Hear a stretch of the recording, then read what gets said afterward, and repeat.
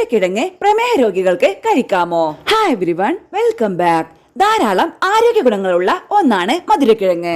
കലോറിയുടെ അളവ് കുറവായതുകൊണ്ട് ശരീരഭാരം കുറയ്ക്കാൻ മധുരക്കിഴങ്ങ് വളരെയധികം സഹായിക്കും. കൂടാതെ ഫൈബറിനോടൊപ്പം വൈറ്റമിൻ, മിനറലുകൾ, ആന്റി ഓക്സിഡന്റ്സ് എന്നിവയും നിങ്ങളുടെ ആരോഗ്യത്തെ മെച്ചപ്പെടുത്തും. മധുരക്കിഴങ്ങിലെ ഏറ്റവും പ്രധാനപ്പെട്ട പോഷകമാണ് വിറ്റമിൻ സി. അമിതവണ്ണം, കൊളസ്ട്രോൾ, ഉയർന്ന രക്തസമ്മർദ്ദം എന്നിവയ്ക്ക് പ്രതിവിധിയാണ് മധുരക്കിഴങ്ങ്.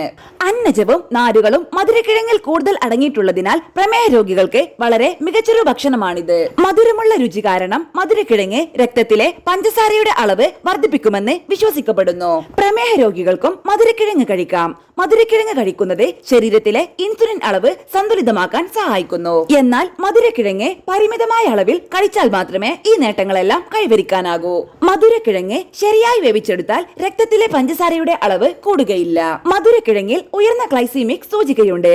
കൂടുകയോ കുറയുകയോ ചെയ്യുന്നത് പാചകം ചെയ്യുന്ന രീതിയെ ആശ്രയിച്ചിരിക്കുന്നു.